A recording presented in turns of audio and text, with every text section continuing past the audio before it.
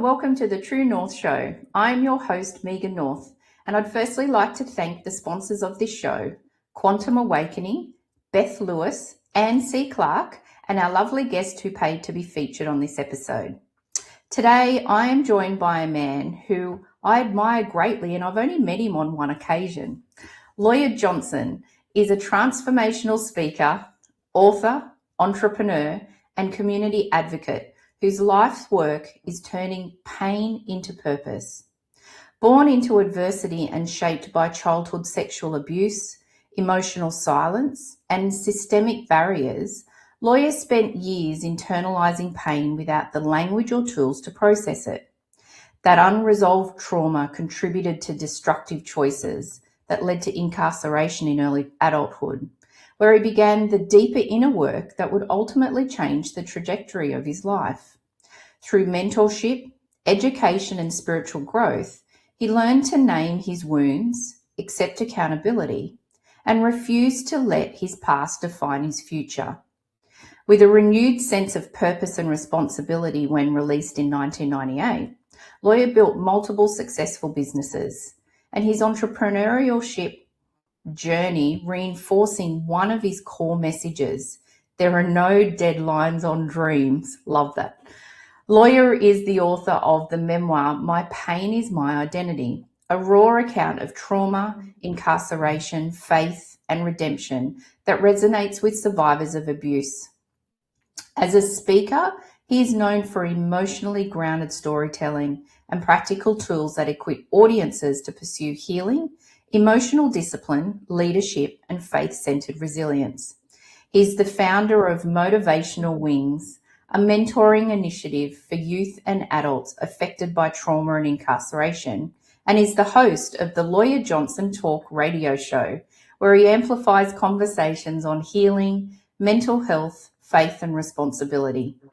At the heart of his work is a simple conviction: your past explains you, but it does not define you. Welcome to the show, Lawyer. I'm really looking forward to our conversation today.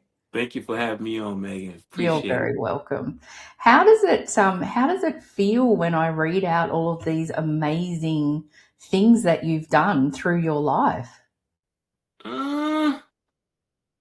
It feels amazing. I could say that, because it's like I'm going back in time from the beginning of all my pain Yeah. to where I'm at now. So to hear someone say all these nice things about me, it's a good feeling. The accolades are good. Yeah, good. And I love to always hear. It's quite funny because we often I don't think we often reflect enough on where we've come from. I think often as humans, and particularly when we're very driven, we're always looking at what's next. What do I want to do next? What do I want to achieve? What impact do I want to have? But we sometimes forget to reflect on actually what I've done even just in the last 12 months, not let alone the 5 years or 10 years. So I actually really enjoy seeing the reaction of my guests when I'm reading out the bio, because you can see them going, oh, that's what I've done.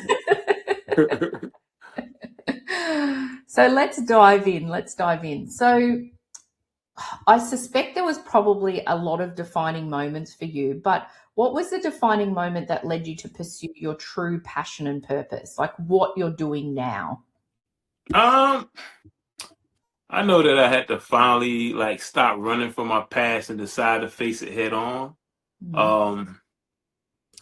And when I got incarcerated, it forced me to do those things, like stop running from your past. And I was in a situation where I couldn't run anymore. Yeah.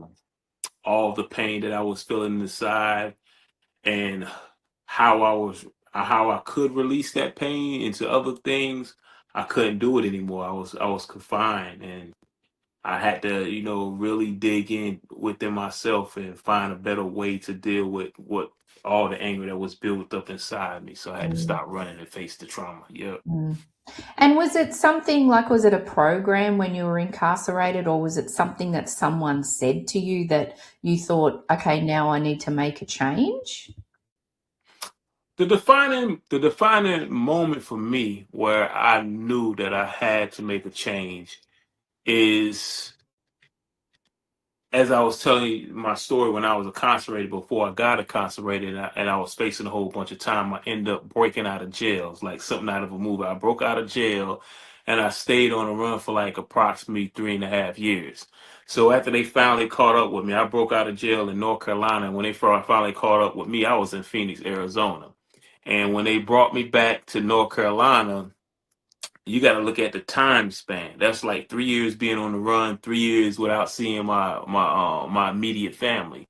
And the Mm, defining moment for me that made me stop running and look into the mirror is like when my mother came to visit me for the very first time in three mm, and plus years. yeah. And my mother and I are so close. I'm her only son. I'm the youngest child out of all her three kids, and she couldn't look me in my eyes at the in the visitation room. She would just like stare away from me, and it was just so much hurt and pain in her eyes.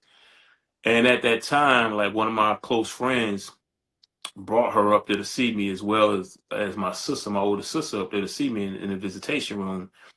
And I had to ask them to leave so I can have one-on-one time with my mother. And I'm looking in her eyes, and she wouldn't look at me. And I Mm, had to I had to tell her like everything is all right. I know you have all these things going on in your mind, and you're thinking something is happening to me. I said nothing is happening to me. mm, And the pain from seeing the hurt in her eyes and the hurt in her face made me reflect, like really reflect within inside of me yeah. of what I was gonna do when I come home. And when Mm, I went back to my dorm room, I promised myself I'd never put my mother through any mm, hurt like that ever again. And I was gonna change my ways, and whatever trauma I was going through, I was gonna face them and try to find a better way on how to deal with. So that was a defining moment for me. That like wow. I'm done. Like Yeah. seeing my mother hurt like that, Yeah. that's like I'm done. I have to make a change. Yeah, yeah, and in a way, I guess, I mean, at the time, it would have been terribly hurtful for you. But if she hadn't reacted like that, maybe your response might have been different. So, Yeah, you sort of we always think about these things of, oh, if that hadn't happened or if that had happened, if she had been really loving and I'm forgiving you, and it doesn't matter, what you do, you may have not taken as much responsibility. yes. Whereas, yeah, seeing that with her, that's really a really. I'm hoping now that you can reflect on that as a beautiful moment in your Oh life. yeah. Yes. Yes. Yeah, Yes. yeah. And I think that it also comes to a point, doesn't it, where we think, I don't want to hold on to the story anymore. Like, I want to work through the story, heal the story, and for it not to. There's no benefit to me holding on to it anymore. Mm-hmm. Yeah, yeah. Yes. It's really beautiful. Wow. And so that was the defining moment, and then you started to, once you were released, and you had this renewed sense of, right, what can I do? So you started building businesses, and you really got into the business side of things. Yes. Yes. Yeah, I really got into the business side of things. That was like, I think, like that's probably like, I want to say like 25 years later after Right. I got into the business side of things. But Yep. I was just blessed. That change of me seeing my mother, um, confront my trauma, not running anymore, Mm, that made me sit still and say, okay, I need to do something to prepare myself when I get on the outside, because I just can't go out there the same way I came in yep. with nothing. I had to come back out with something so I can cling on to it and develop myself to become better and a more functional individual out in society. So what I did when I was locked up, I partaked in programs that was going to help me. So that's why I got my electrical wiring certificate. That was in prison. I got my electrical wiring certificate. I took up human relation class so I could kind of understand people and how to deal with people. I took up classes on how to do interviews. So when I came home, um, I went through temp services. Mm, At the temp service, And most of the temp service were always like, can't give you this job because you have a felony. Mm-hmm. But then I looked up and I got this job at a company. It's a Fortune 500 company, and the owner at the time, may he rest in peace, he passed away. Now both of the owners passed away, but he was the one that gave me an opportunity. I started out this company as a temp, but I worked so hard that they're like, man, we gotta bring you on full time. And during that course of the 2 years working for that company, I got to the point where I wanted to tell the owner about my background, and Mm-hmm. he stopped me in my tracks. He like, listen, I don't care about your background. Really don't care. Only thing I care about you.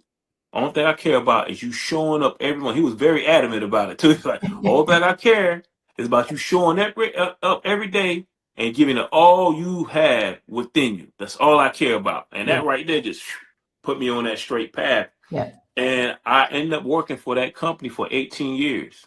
And I Wow. retired from that company. And I'm telling you, that guy became my mentor, Yeah. and like one of the greatest, um I want to say one of the greatest moments that I received for him. And he just told me out of this nowhere, he said, I am so proud of the man that you have become.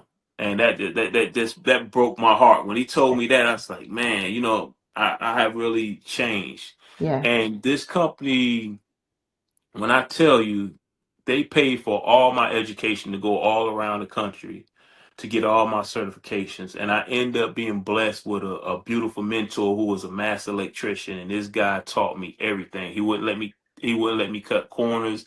When it came for me to bend electrical conduit, if he saw that was wrong, he'll tear it all back down to make me do it the right way. Mm-hmm. He made sure I was equipped and that I was my mind was mentally callous to handle the pressure that the world was going to throw on me. Yeah. And he told me, he's like, Lawyer, if you come work for me, he said, I guarantee you I'll teach you everything I know, but you have to commit that you're going to work with me 100%.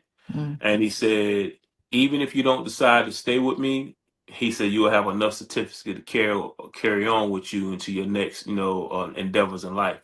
Yeah. And I did. And I Mm. when I retired from that company 18 years, that's when the entrepreneurship came in. I took all the certificates they gave me. I rolled that into a contracted company. I became a general contractor. I started, doing remodeling homes. And the Wow. first job that I ended up getting, which was a blessing, was for $30,000. I remodeled a whole townhouse by myself, and from that $30,000, another job came to me to remodel convert a monastery school into a pet daycare. That was a $200,000 job. And then the blessings just kept pouring on and pouring on, pouring on. So when I do my reflection, all those blessings come from me. Mm. Look at my mother in the eye, telling her I was not going to do this anymore. Me Yeah. committing to going to school, and then me getting that certificate. Me preparing myself, going to human resources classes. Yeah. Me preparing myself to know how to do an interview. Me getting out in this world, taking whatever I could get, but not giving up, going to this temp service, end up getting a temporary job at, a Fortune 500 company, and the owner giving me the opportunity to work for him. And then at the same time telling me how proud of he was of me, being a good man. And Mm. that's what just elevated me to the next level and made me feel that I can do anything, because if this guy endorsed me, that meant the world to me, because Yeah. this guy gave me my opportunity to work for his company. He didn't judge me because of my past. Yeah. He judged me for my character. So Yeah. that's the whole full story of the entrepreneurship. Wow. That's incredible. And I love Yeah. that he had, I mean, we often we call it, because I worked in human resources for a very long time Yes, yes, in my yes. career, and we call it unconscious bias. So, and that's for him, that's probably why he didn't want to know your background, Yeah, because unconsciously then you have a bias towards yeah, someone. So yeah, with yeah. him saying, oh, there's a line in the sand, I don't want to know, because he didn't, yeah, I love that. Like, what an incredible man. That's Hmm. just, and Lawyer, I also want to say, like, I love everything that you've spoken about then, because every single thing came from you taking action. Mm-hmm. You doing the next thing and the next thing. You're not sitting there saying, well, I've done all of this now, it should come to me. No, you've got to continue to take that action, don't you? Yes, yes, yes. Yeah, yeah. Uh, Wow. Incredible. Really incredible. And so I mean, gosh, there's a lot for us to talk about, but no, how do just you, just just talk freely, Megan. I think yeah, it's yeah, good when we talk freely. yeah, Let's yeah. ask any There's so question. much, so many things that I want to talk about. Yeah. So Everything is from a flowing mental, smoothly, so let's go. my mind's going. Take your time. So from a mental health and well-being point of view, so what sort of things do you do um, to make sure that your mental health and well-being is looked after? And has that changed over time, or have you got some certain practices that you've always kept in place? Like what do you do to make sure that you're always on track? Making sure I have balance and then I'm rooted in self-awareness. And I say self-awareness because I have to acknowledge when I'm having those bad days. And when I have those bad days, I lean on my wife. Mhm. And I think you need to know when you have those bad days and have somebody have a support system around you that understand you better, especially if if you have a partner or if you're married. And the thing that helped me the most is when my wife, when we got married, she could kind of see, during our time of being with one another, sometimes I drift off because, trauma shows up at any time. It's unexpected. And we can just be sitting here, looking at a TV and all of a sudden you mad at the world. Don't even know what you're mad. The trauma has taken over you. Yeah, And and the thing that I respect the most about my wife is she was like, listen, we need to go to counseling. And I don't want to go to counseling for you. I want to go to but better understand you. So whenever you start having those moments, I know how to deal with it. And yeah, she has been my rock. And mm, when I get into those low places and stuff like that, she can kind of see it. She understands. She get closer, mm, and she try to find me things to do to kind of offset that trauma from seeking in and bothering me. So yeah, just having self-awareness, um, knowing what tools you need to have in your toolbox to pull out to kind of offset the moments of that trauma taking over you. yeah, Yes. yeah. Is there anything specific that really works for you? Like, do you breathe or do you go for a walk or stand outside? Like, is there anything particular that you can, like, you think, right, I've just got to do that because it's going to change my mental state? Um, Me being around my dogs changed me. That's one of the things I go to. I go like, I love on all my dogs. I go love on them and they come love on me when I'm Yeah, down. Um, Finding something to do, and and that's the beauty of me being a licensed electrician and a contractor is me occupying my mind and mm, occupying my hands, kind of filter out that trauma. yeah, So those are the devices that I use to help me is keeping my hands busy. Let me yeah, go outside, let me go fix something, let me grab that honeydew list.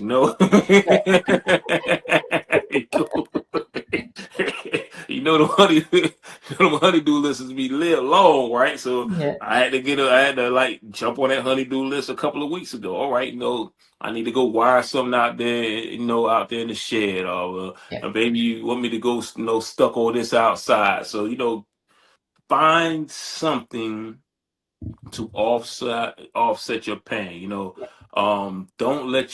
Don't let your trauma define you. You define the trauma. Don't you make sure you're in control of the trauma because if you let that trauma take over you, then it's going to lead to depression and then it's going to lead into devices that you don't want to get led into it's going to create a whole big old storm for you. yeah, So that's one of my devices. Instead of like pouring my pain into alcohol or drugs, I self-absorb my pain into my tools that yeah, help me, like talking to my wife, hanging out with my dogs, going yeah, somewhere, working with my hands, making something work. Yeah. That's my main tool, staying And busy. I really love that because I think it's really important for, a lot of people think, oh, I'm told to meditate or I'm told to do this. And it's like, no, work out what works well For for you. you. Mm-hmm. Mm-hmm. What is it that really can shift your mindset, that makes you feel calm, that Mm-hmm. takes you out of that brain, your brain is going to go, oh my gosh, I'm going to go down that track. Using a little bit of NLP, the neuro linguistic programming, how can you snap out of that and do something else? But I think that finding something that works for you, I think, is so Mm-hmm. important. Yeah, Yes. I love Mm-hmm. that. That's really beautiful. And so, what about grounding? Do you do anything like to really ground yourself, to focus yourself? Is there anything like walking barefoot on the grass or anything like that, or is that more than just working with your hands to sort of bring you back to present? Well, what to keep me grounded is always faith. Like I know, I just know, I don't care what nobody say. You can believe whatever you want to, but I know why I'm still grounded and still focused is because my fear of God, and I just say that wholeheartedly because I look at life on not just in the inside realm, on the outside realm too. I don't want to pass away one day and then it's the day of judgment here and then like I can't get to where I'm going at because of one simple thing or something I continue to do over and over. So I that's the first thing I do. I got to acknowledge God, and I have to be aware of His actions if I do something dumb. Like Mm-hmm. maybe I could fool man, maybe I could fool woman, but I can't fool Him because He see all things. He omnipresent. So I Yeah, can't play games like that, especially when you yeah, commit to faith. You can't play games like that because we know better and we get punished in a different way versus someone that don't even acknowledge God and they want to do other things. So yeah, that's my ground. Like staying focused, praying to Him all day, every day, acknowledging Him, asking Him for guidance, asking Him for protection. Just know that He is the one that's opening these doors for me. He is the one that, when I was locked up, He was the one that I can call to when I needed Him the most. And He was the one that made all these amazing things happen to me.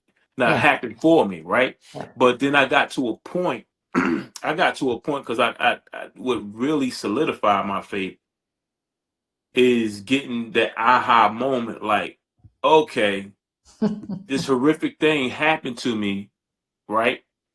Because God don't place no burden on no one can that no he can't he don't place no burden on no one that they can bear, right? yeah, And He figured out that I was strong enough to carry that burden so I could tell my truth and help other male figures out in this world come to the light, be vulnerable, and let kids know that it's okay to be vulnerable, and you don't have to be, hide behind this strong mask of I can't do it. It's taboo if I talk about it. No, you have to open up so other people can see your heart, so they can open up to their kids one day. So maybe one day something like that happened to them, they could come tell you about it, and you can get them help. So yeah, I look at my whole transition in life is because it was God purpose for me to do this. So, yes, I could sit there and dwell on the past and be like, oh man, it's so horrific. Oh man, why this happened to me? Oh, I'm ready to give up. Nah, but it's a positive thing in it, because we yeah, all know we just it's just a soul within us. This body is just a frame. That soul is gonna go back to Him. The body is gonna go back to the earth. yeah, But what's your purpose in life? And once mm, I figure out that my purpose in life wasn't about me, yeah. I felt real dumb. Like it's not about you, Lawyer Johnson. Your whole life is not about you. I know that you think it's all about you, but it's not about you. God Yeah, just built you to carry out His word to help people. That's what it's all about. It's not about you. And yeah. once I realized that, Megan, I was like, okay, I get it. Yeah, yeah. I get And I it. can completely relate to you because that's exactly how I feel as well. And you've given me an aha moment in the sense of when I said about the grounding and you said the thing that keeps you grounded is your faith. That's exactly the same as me. Like Yeah. I'm grounded in that faith. I have that inner trust that I'll always be looked after. I'm always protected. Both my parents have passed away and I'm very connected to them, and I know my mum and dad are always looking after me. Yeah. And I Always, know yeah. that God and Creator, everybody, I've got this big support system around me, and Yes, that yes. knowing that, having that inner trust that I'm always going to be okay is Mm-hmm. just a non-negotiable for me. Yeah. Man, Beautiful. that's powerful when you it takes the fear of death out the way. Like Yeah, when you're not scared of death. You like, if death come, cool. yeah, But I'm not worried about the death. I'm just worried about what's on the other side, and that's God. That's how I move in my life. So what? You can't scare me with no death. yeah. Cool. Yeah, Yeah. really beautiful. I love that. Now, I would love to start to let's start to talk about the book. But Okay. before we do that, I'd like to take a break and hear from our sponsors. So we're going to take a break, and then we'll come back and talk about the book, because I'm really curious to understand what the process is, what about writing a book and all of these things. So Yes. yeah, we'll take a break, and then we'll be back in a couple of minutes. All right. Thank you.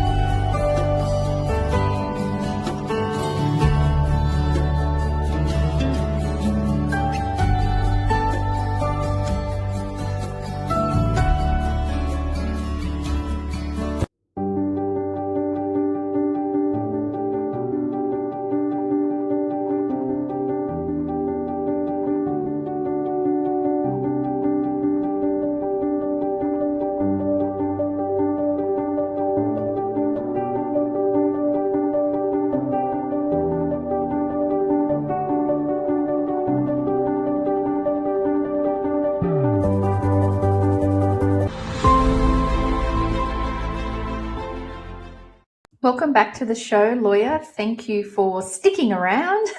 Yes. No So problem. let's talk about the book. So you've published a book called "My Pain Is My Identity," and so it's a memoir, and it talks about the journey that you've been on, and the work that you've done, and the healing that you've done, and all of the inner work through your journey.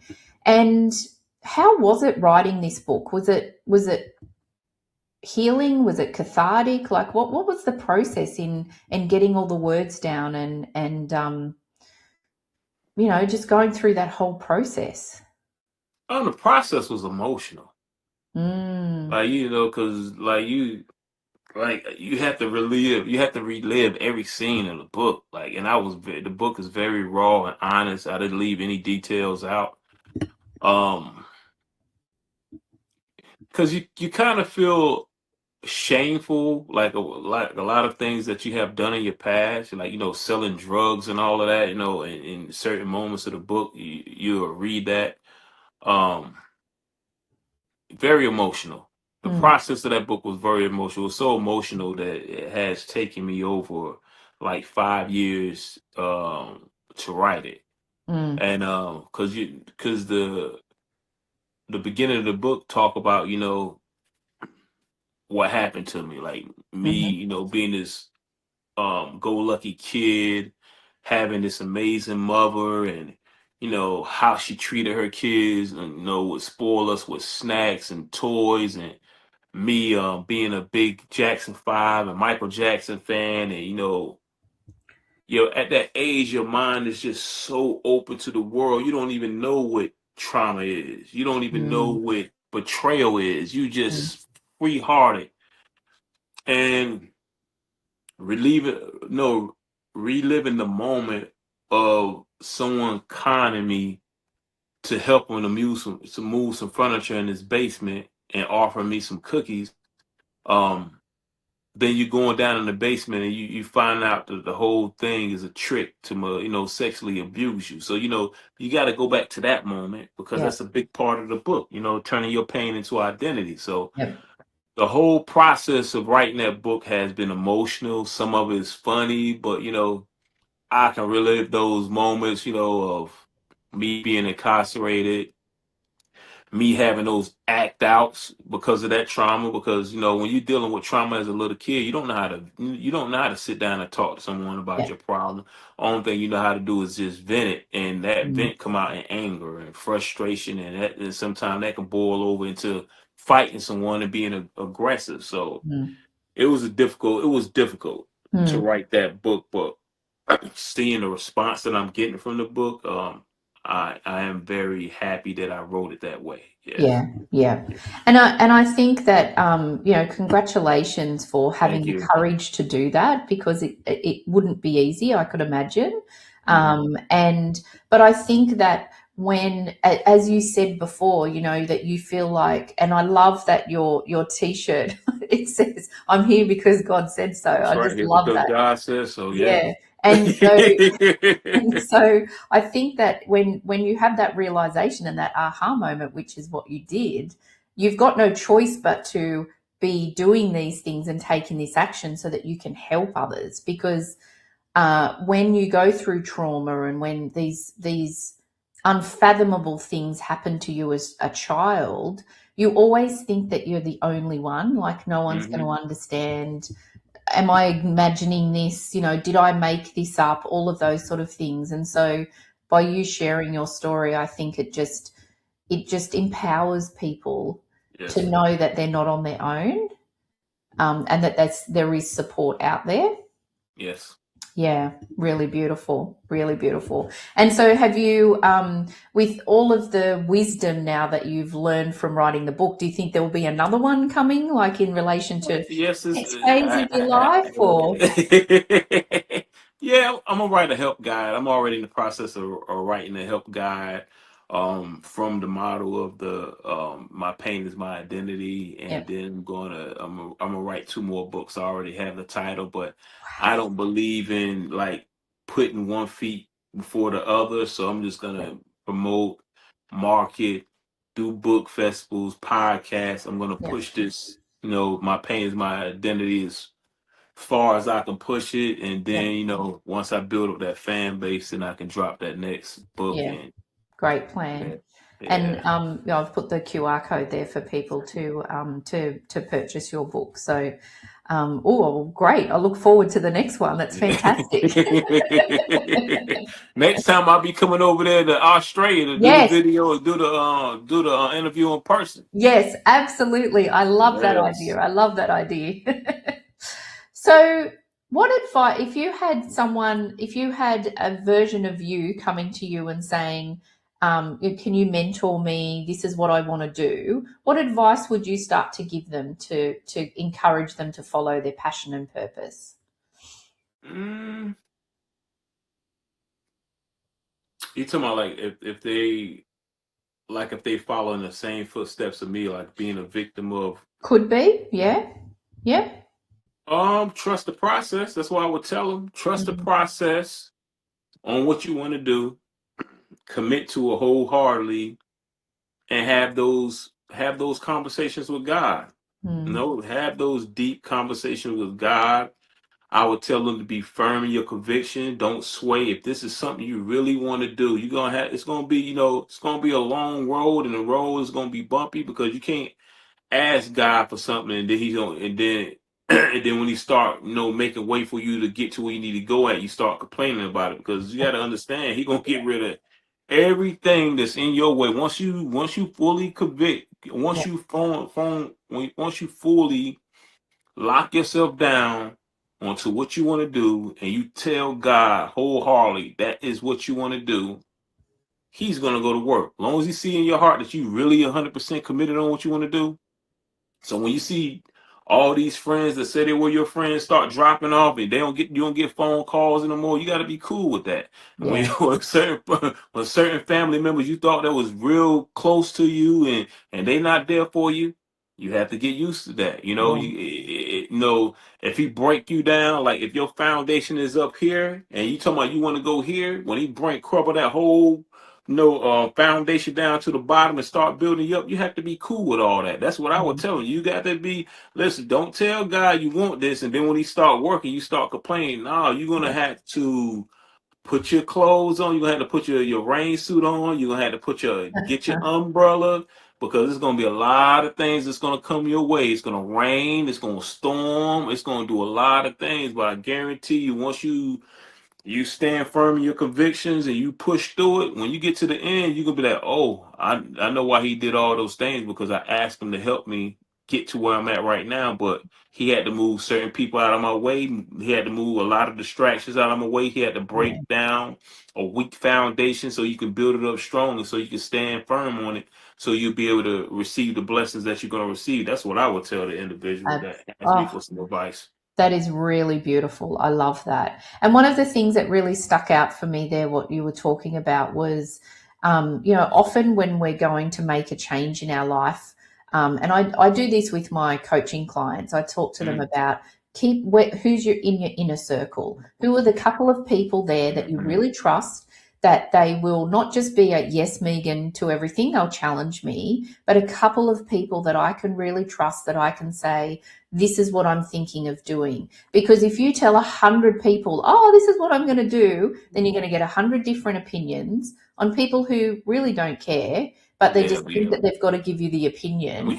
And then, and then your Yeah. confidence starts to wane and you start to think, oh my gosh, should I really be doing this? And so I think that being quiet and just keep going and forging ahead and Mm-hmm. trusting, Yeah.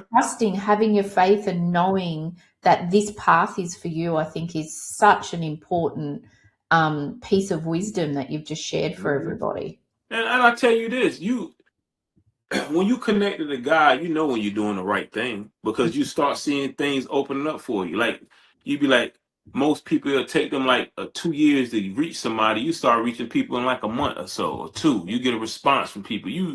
You'll know, because the feeling is right. When the feeling is doesn't feel right, you know you're not supposed to be going down that Yeah, lane.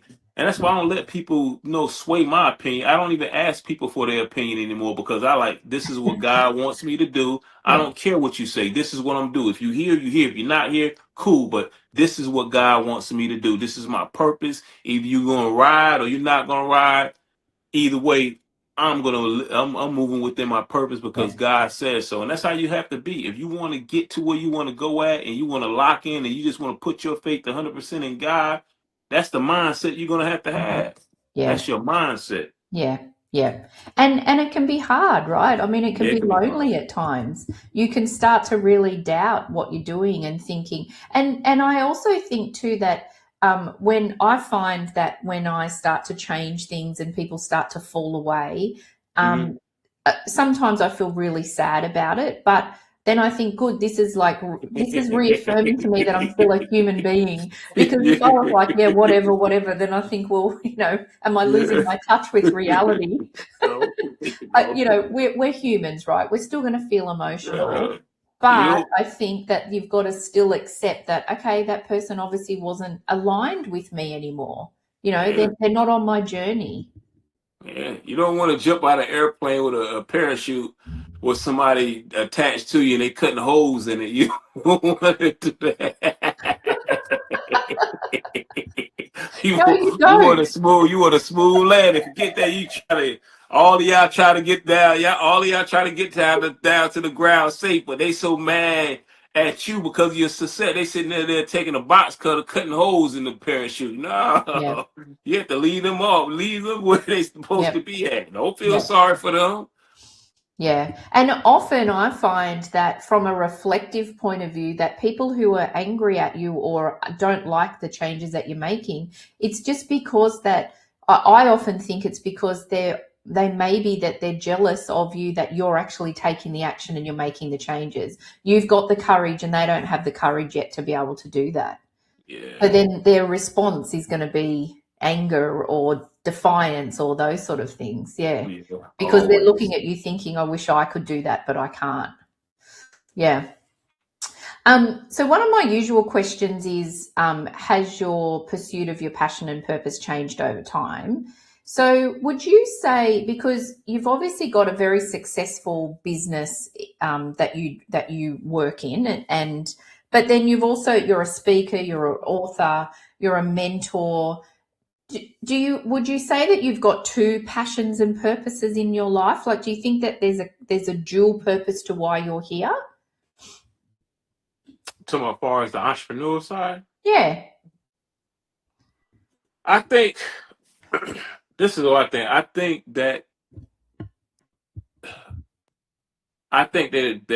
think the farther you go into your life, there has to be like taglines during your whole process of your life to make your story amazing. Because one thing people don't want to um they don't want to be not interested in a good story. So like me becoming an entrepreneur, that's a tagline. Me, Mhm. electrician, that's a tagline. Me becoming an author, that's a tagline. Me becoming a motivational speaker, that's a tagline. Me being incarcerated, that's a tagline. It's Yeah. all these taglines and hashtags leading up to your greatness, right? So Yep.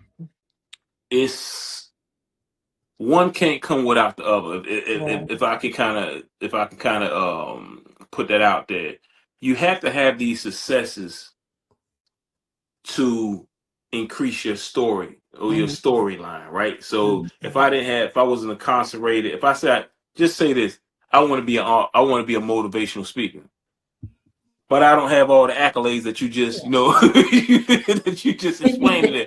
People be like, "Oh, he's just a motivational speaker." Okay, what are you gonna tell me something that intrigues me that make me want to hire you to become a motivational Yeah. speaker? Then Yeah. your response is like, oh, I don't really have none. I just want to be a motivational speaker because I want to, Yeah. right? But Yeah. when you look at all my accolades and all these taglines, oh, he was molested, he was sexually abused as a kid. He got kicked out of school. He went to prison. He got his electrical wiring certificate. Mm. He took human resources classes. He worked for a Fortune 500 company. He learned how to become an electrician. He opened his contracting company. He opened his he became an electrician, opened his electrical service company. He took his pain and turned it into a purpose. He put it into a book. Now he's a motivational speaker. Now he has this platform called Motivational Wings, and he's teaching people how to deal with their pain and how to find tools or how to offset their trauma. Now he's on a podcast with Megan North, and he got 1 million views, and now he's all over the world. Why he has that? Yeah. Check my taglines. Yeah. Just take Yeah. those taglines. So that's just a part of the journey. Me becoming an entrepreneur is a part of the journey. That's how God does it. He has to build you up Yeah. to get where you're going at. He has to build all these stepping blocks on top of stepping blocks for you to take off. And that's how I Yeah. look at that. Me becoming an entrepreneur is just a stepping block or a tagline for Arthur Lawyer Johnson. Yeah. Lawyer Johnson, the motivational speaker. Yeah. So one has to go with the Yeah. other. So the passion is the same. The passion is the same, but that's a part of the journey for me to get to where I'm going at within my purpose in life, if that Yeah. makes sense. Yeah, absolutely. And I think that, some people are born with, right, I know that my purpose is this, and that's Yes. what they, from an early age, that's what they do. I think for people like us, we kind of go through life and you have experiences, and I feel like my purpose is still evolving. Mm-hmm. Like I know, like I'm deeply passionate about the work I do, and I hear it from you that you are too. But that Mm-hmm. whole purpose is still an evolution, and I love going through that process because then it's like, oh, I've just experienced that. That's going to add to why I've got, Mm-hmm. why I'm going to be doing the purpose that I'm ultimately going to fulfill. Yeah. I still don't know really what it is. I feel like it is at the moment, but maybe that will change in a few years. Yeah. Yeah. Yeah, As long as you just keep your keep conversing with God, keep your channels open. I like, and I'm being honest, Megan. I created a vision board years ago. And before I met my wife, I was dating these women that they was just giving me a headache, and I had to change. I had to change things up, and that's what my friend said. Like you if you continue to date the same women, you're gonna continue to get the same results. It's nothing changing. I had to lock in with them myself. I told myself, I went through a divorce, and I was sitting in my apartment. I was still hurt because uh, my kids hated me at the time because their mother and I got divorced, and I created me a vision board. I said my credit was bad, and I was like, I don't know how I'm gonna get me a house, but I said I'm gonna get me a house. Yeah. And a year later, I purchased me a home, and then I got on my vision board. I said, I'm not going to date any more women that's not successful. And I made my vision board clear. I said, I don't care if I had a black woman on one side and I had a white woman on the one side. I Mhm. said, I don't care which one it is. I need somebody successful. I just dated the successful black woman. That didn't work out. So the white woman came into my life. She was successful. My wife, before I even met her, I didn't even know that she was a dentist. I didn't know she had her own practice. I didn't know any of that, Megan. Yeah. Only thing I know is I had the Lawyer Johnson Talk radio show, and one of my friends, you probably see him on Netflix. On Netflix, his name is Nate Jackson. He's a good friend of mine. He was coming to Phoenix, Arizona. He reached out to me. He said, "Lawyer, I need to fill these seats in the House of Comedy out in Phoenix." I said, "Cool." So I reached out to everybody that was in my database at the time, and I reached out to my wife. This before we even started dating anyway. I'm like, my friend's coming out, here's a free ticket, you come. She came out to the show. She was with somebody. And she came out, oh, how you doing? Such and such and such and such. And that was it. I didn't think anything about it. Then Yeah. she asked me, could I bring her son, which is my stepson now, can I bring him on the show and do a show to raise money for their football team? I did that. And then she, I walked outside. She's in this brand new Escalade. I wasn't even thinking about her because I already said I'm gonna let God lead me. I don't want to be in no relationship. I don't care nothing about that. And then she gave me a nothing but bunt cake. Oh, Saying, said yeah. thank you for doing this. So that's cool. Then she invited me to dinner. I didn't go for like 2 times, and I like, man, let me just go. Went out to the dinner. I pulls up. It's this huge house. I'm like, who stays? Who lives here? Right? Like I walk in there. Like, what? I said, this is a huge house. The house is huge. Swimming pool in the back, basketball court back there. She has 2 cars that's paid for. Still, I'm not even stuck on that because I'm living within myself. I'm not getting Yeah. distracted anymore. I'm doing Yeah. what I want to do. Right. So we eat, we have a great conversation. She and I were friends for like 6 months or 7 months before we started dating. And then all of a sudden kept inviting me over to the house and she cooked me dinner. And then I was walking outside one day and she like, no, lawyers, I know you don't want to date because you was hurting your past, but sometimes you gotta take a chance. I'm not gonna hurt you. And I took that chance. She and I been the next month, the March 11th, we'll be married 4 years. Wow. And I That's haven't beautiful. turned back, and she has been everything. She has been everything and more. Yeah. Like she has been there with me 100%. Yeah. So um, like I was saying, you just have to believe, and you have to put your vision board, and you have to change things in your life to get to where you want to go at. Yeah. Yeah. Yeah. And again, it comes back to that deep innate trust, right? That trust. Yeah. Yeah. Yeah, there's Yeah. that belief in God. I'm telling you, I'm telling you, Megan, everything that I have put on my vision board, He has given to me. I told him on that vision board years ago, I wanted to be debt free. I became debt free. I had a student loan that was 29,000. That when I was in New York going to a trade school, they put me in that trade school. I didn't even have a GED, a high school diploma, and Obama Mm. came up with this plan that if somebody enrolled you in a trade school and you didn't have the proper certificate to take that trade school or the education like a high school diploma or a GED, then your student loan or whatever that has to go away because it was under false pretense. Don't you know that I submitted my information to that and shown that I got my GED when I was incarcerated, and I submit that information to them? They wiped out that whole student loan, Wow. 29,000. Yeah. Wow. And before my wife and I got married, I probably was like $30,000 in debt with, the IRS, because when I got divorced, I Oh, had two kids I had to take care of. The child support is ridiculous, but I didn't whine that one time because my belief in God. I said I'm not gonna whine. I'm not gonna get nobody the benefit to feel like they hurting me. I paid every piece of change that I had in my child support. I paid for all their help and everything. I went in debt for it because I had to go non-exempt. But I like, so what? And when I sold my house before I got married, I paid all that debt off, because I told my wife, I said, I'm not going to get married in debt. I said, that's yeah, not fair to you. yeah, So she like, well, so why would you sit over? We're going to get married. Why are we going to have two homes? I sold my home, the profits that I made off of it. I yeah, paid off all my debt. I bought her a nice ring. I took the majority of that money and I rolled it into my contracting business, and the rest is history. And that's yeah. all from my belief in God or what I had on my vision board.